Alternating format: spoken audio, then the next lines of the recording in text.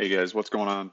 Doing some training right now on VMware NSX. That's VMware's software-defined networking solution for data centers. And I wanted to cover some of the points. This is just kind of going to be a quick overview of NSX's differences from a traditional environment for your servers.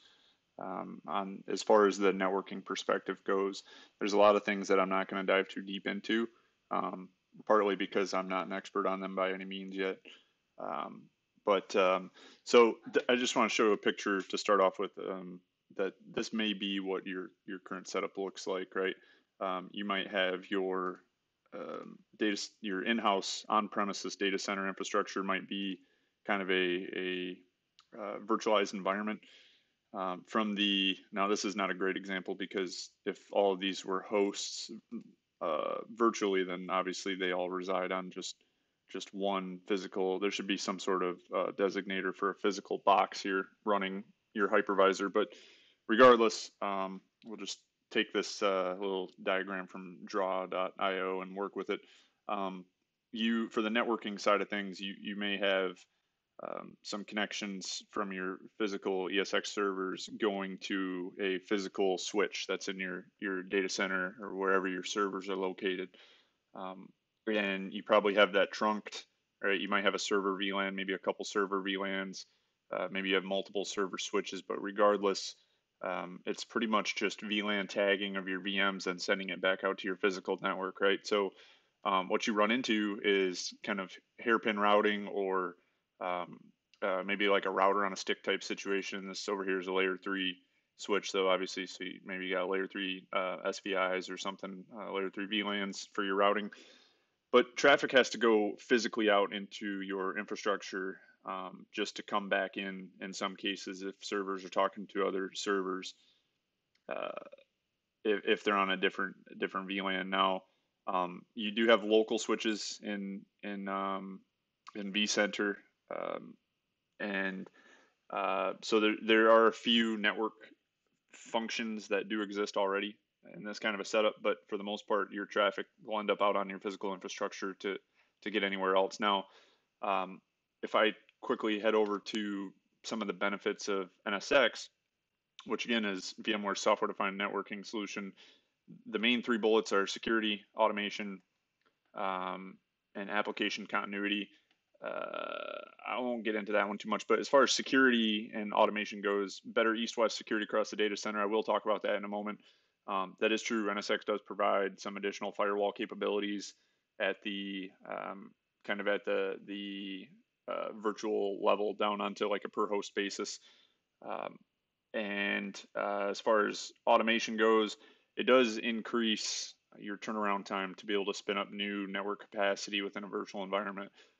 If I go over and look at some graphics here to kind of put things in perspective a little bit, this one looks like it's talking about multicast a little bit, but the general idea applies. So now instead of just local switches and physically trunking out to your physical infrastructure, you have what's called a distributed logical router that can handle a lot of routing for your various subnets within your virtual infrastructure right within the virtual infrastructure itself. So your traffic never has to leave the virtual infrastructure. Additionally, you have, I believe it's a edge services gateway, which is essentially, it's a little bit of a different version of a DLR. It can still do routing protocols and do all routing functions, but it can also do NAT, VPN, some of these other functions that you would associate more with an edge type routing device. As far as the security goes, and I'll talk to this again in just a moment, this is kind of a good overview, though. The hosts will actually kind of bump into firewall rules again on a per host basis before the traffic is able to leave that host and as it comes into another host. So whereas in the traditional environment, your traffic, if it's going to a different subnet, maybe this core switch is actually the firewall, or your traffic is routed in a way that gets it to the firewall, VRF'd or segmented out until it can get routed at the firewall, or maybe there's ACLs here. Regardless, your you're not getting the granularity on a per host basis. You don't have what they call microsegmentation, and microsegmentation is kind of a big buzzword that you're going to see a lot now in the data center environment specifically. But it allows you to protect traffic between two hosts on the same subnet, even where traditionally that would just be switched or it'd be locally routed without any sort of firewall intervention there. Although there are other ways you can do it, but they're not as clean as the way NSX implements it. So if I jump over into the lab, well, let me look at. I'll show you guys another couple of pictures here. So this kind of shows another view of the distributed logical router, and then they have distributed switches as well, right? And it kind of just brings your switching and your routing into the virtual environment and off of the physical infrastructure. If I go down to one of the later, this is a lab handout from some of the training that I'm doing. You can see this is kind of your physical infrastructure down here, or simulated physical infrastructure. I know there's not much going on down there, but you just assume that's your whole LAN and everything outside your data center server space. This is kind of showing an example of how you can have distributed firewalls, like I was mentioning a moment ago, on kind of a per host basis, as well as you can have kind of a perimeter firewall with your perimeter gateway, your edge services router, and then your distributed logical router up here as well. They kind of serve two different purposes. Your edge services router is more to form an adjacency to your traditional enterprise network, whereas your distributed logical router is more to handle the traffic between the various subnets and virtual infrastructure. And then these two obviously would form their own adjacency or static routes, or however you want to set it up. You can implement NSX and tie it into your traditional network many different ways. You can use just static routes if that's all you're doing. Obviously, from within the virtual environment, a default quad zero route to get back out to the real world might be all you need for certain routing if it's not local. And then obviously whatever subnets you're using within the virtual environment, you would want to put on your physical infrastructure pointed towards that edge services router. So let me jump into show you what NSX looks like. Let me, yeah, here we are.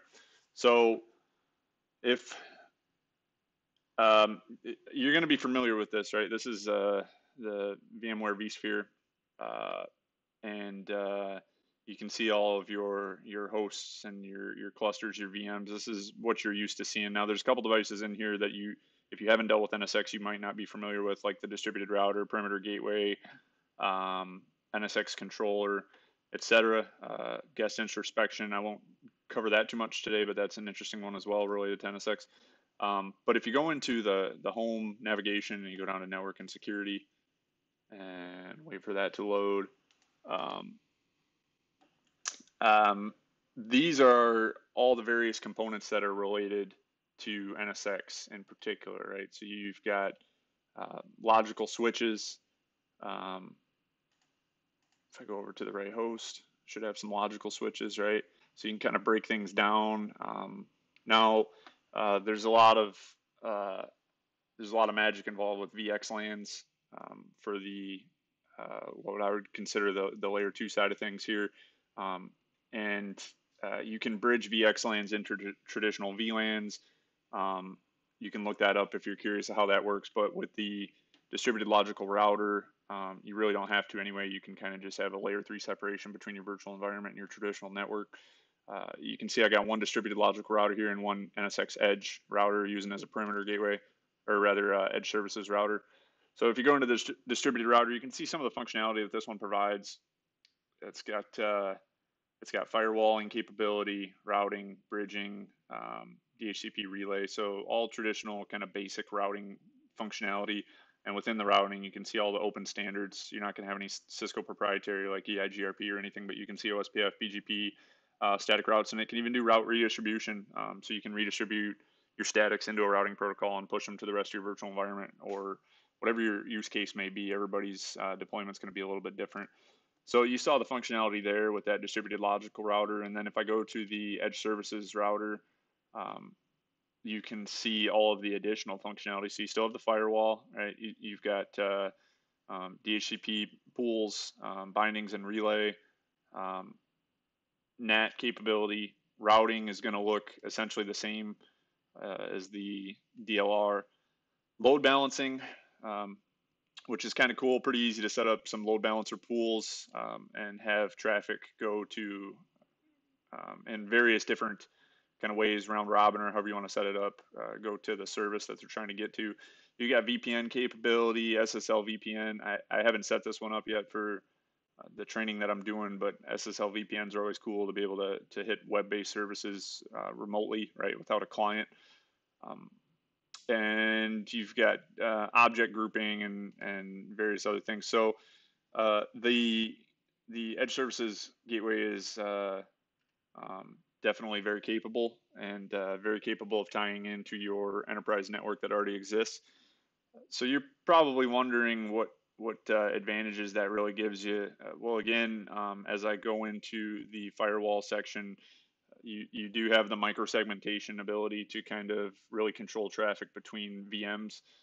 And additionally, what it does is it takes some of the load off of the traditional network team. And keeping in mind, I have a network engineering background, so you're always kind of worried about what's going to try and take away work or job security from you. But that's not the case. I mean, everything that you're doing in here, as far as the virtual routing and virtual network, still very much follows traditional IEEE standards and all the various network industry standards that are out there. So either the individuals that are managing the servers that all of this networking is being configured for have to be relatively network savvy, or the network team is still going to be to an extent involved in this. But it does take some of the toil off of creating maybe a new VLAN or one new subnet, a new SVI or something for a new server environment. And it allows the server team to kind of self-help themselves on a lot of that, as well as the firewall. I mean, if you have all of your traffic coming through one physical firewall, your edge firewall or whatever in your enterprise network, there's a lot of work involved regularly with determining ports and protocols and what's talking and what needs to be opened up and watching traffic. And it's the network team's fault that the traffic's being blocked. So bringing that into the virtual environment is kind of cool because it allows, again, the server team to kind of self-help themselves. As far as firewalling capabilities, it's a pretty standard source destination based firewall. There's also some identity aware firewall capabilities. So it can tie into Active Directory and know which user is logged into a machine and generating traffic and processes, and it can use Active Directory security group based rules to say, all right, Jim is allowed to go to that server, but John is not, regardless of which machine they're logged into. So that has some interesting possibilities for virtual desktop infrastructure. So you don't have to worry as much about the VLANs of the guests that they're getting into, and you can worry more about just making sure the users are in the right security groups.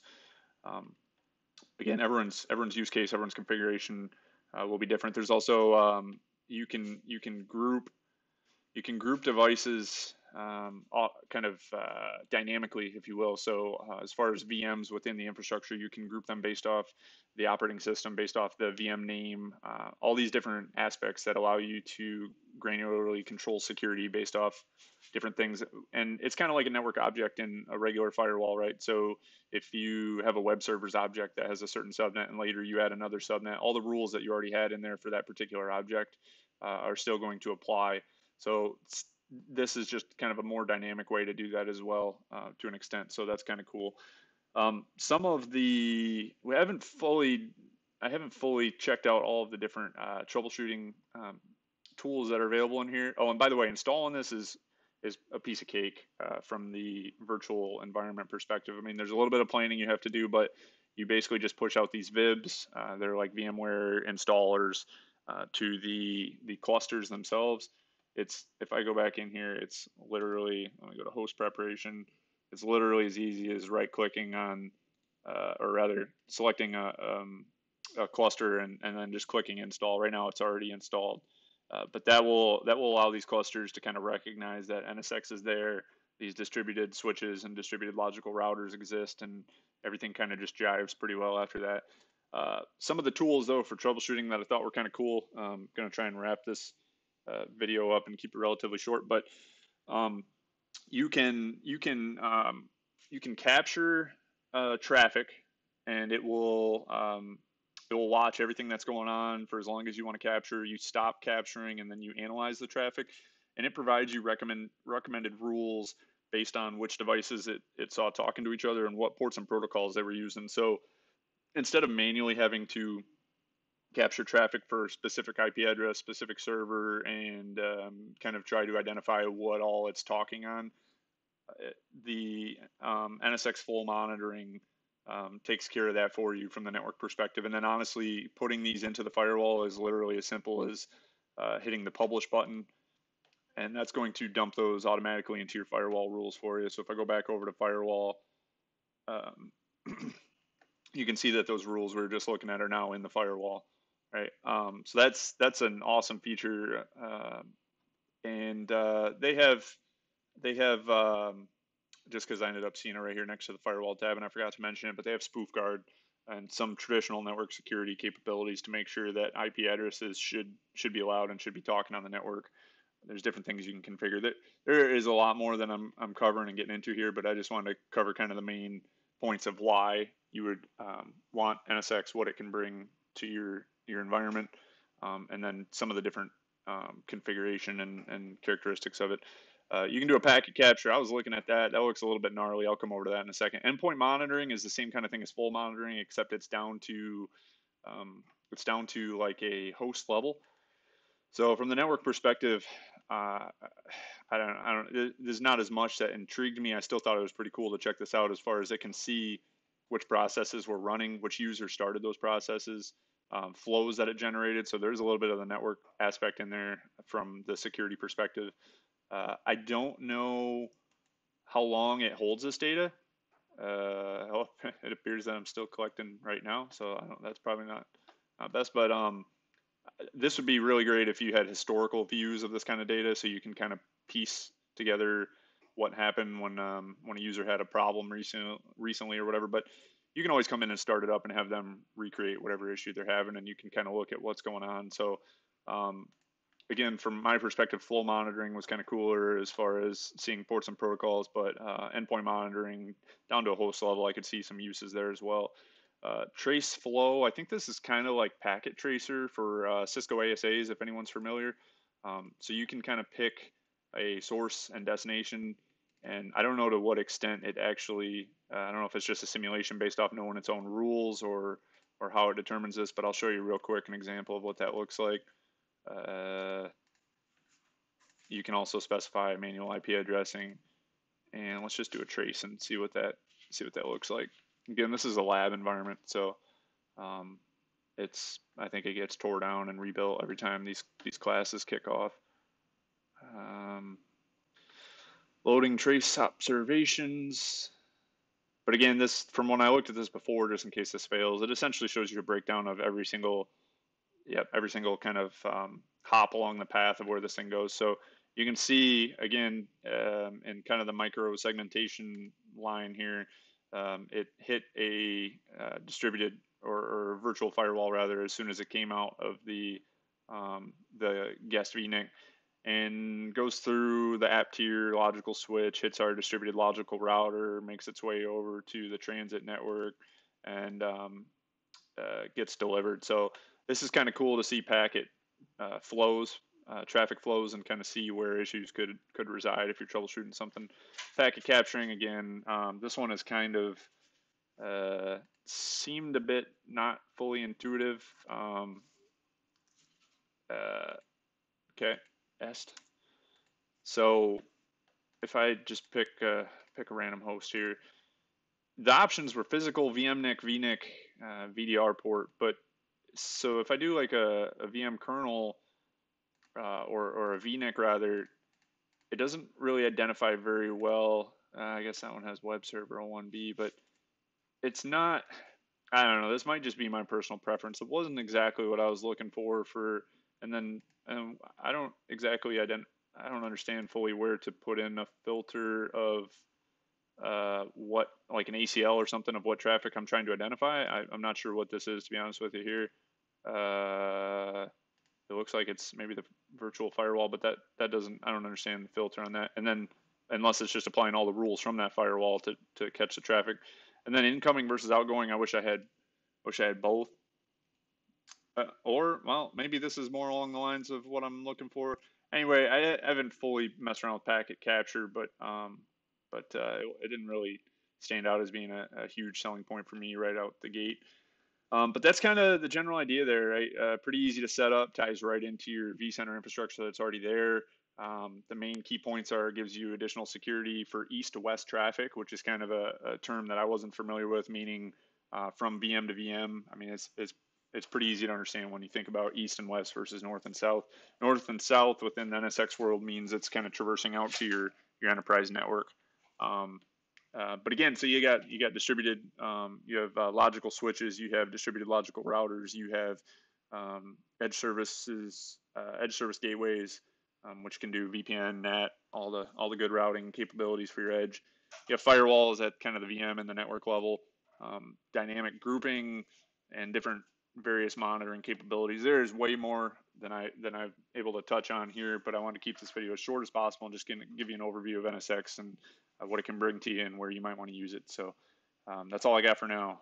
Thanks.